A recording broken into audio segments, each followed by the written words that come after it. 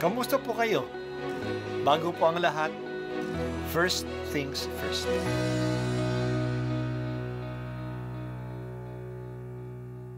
Good morning po. Sinisimulan po natin ngayon ang first things first. At dito po, tinatalakay natin sa unang bahagi ng umaga natin ay ang first readings na binabasa po sa banal na misa. Ito pong tinatalakay natin kasi madalas po marami na tayong alam tungkol sa gospel readings. Pero konti po ang nagsasalita sa first readings. Pero ang first readings, bahagi din po yan ng Biblia, ng banal na kasulatan. Kaya susubaybayan po natin ang mga first readings, basahin po natin at kuminsan kailangan ng basahin ng 2 o 3 beses bago maintindihan kasi hindi po tayo familiar sa mga istorya at sa mga kaisipan na tinatalakay dito. Ang pagbasa mula sa sulat ni Apostol San Pablo sa mga taga-Roma. Purihin ang Diyos na makapagpapatibay sa inyo sa pamamagitan ng mabuting balita tungkol kay Hesukristo na ipinangangaral ko sa inyo. Ang mabuting balitang iyan ay isang hiwaga na nalihim sa loob ng mahabang panahon at sa utos ng walang hanggang Diyos ay nahayag ngayon sa mga hentil upang sila'y manalig at tumalima kay Kristo. Ang lahat ng iyan ay ayon sa mga sulat ng mga propeta. Sa iisang Diyos ang marunong sa lahat. Sa Kanya iukol ang papuri magpakailanman sa pamamagitan ni Hesukristo. Amen. Ang salita ng Diyos. Salamat sa Diyos. Si David ay kilala na dakilang hari. Naging matagumpay siya laban sa mga Pilisteo at iba pang mga kalaban. Nagkaroon siya ng alliances sa mga karatig bayan. Kaya dumating ang panahon na lumawak ang kanyang kaharian at naging matatag. Natalo na niya ang mga kaaway ng mga Israelita. Okay na siya. Nakatira na siya sa isang palasyo.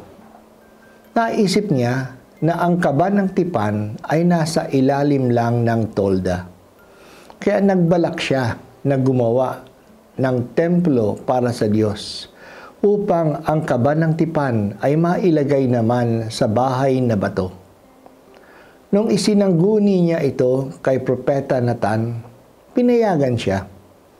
Pero iba ang salita ng Diyos sa propeta, kaya pinagsabihan siya uli ng propeta.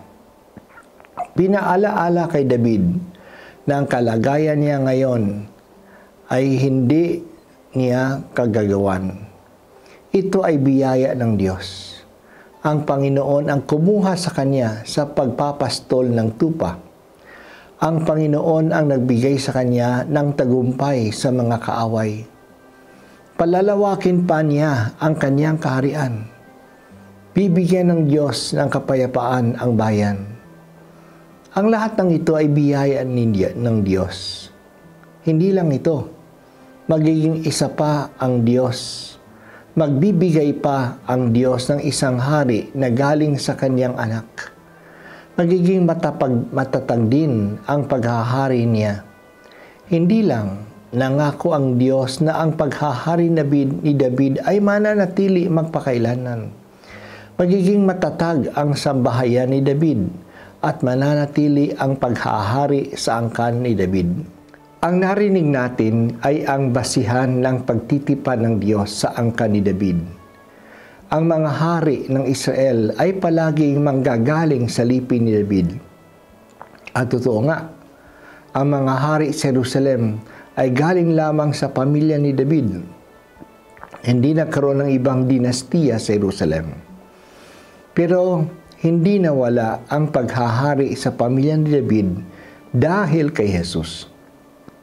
Si Jesus ay hari magpakailanman at siya tinatawag na anak ni David kasi galing siya sa lipi ni David. Kaya tinupad ni Jesus ang pangakong ito ng Diyos.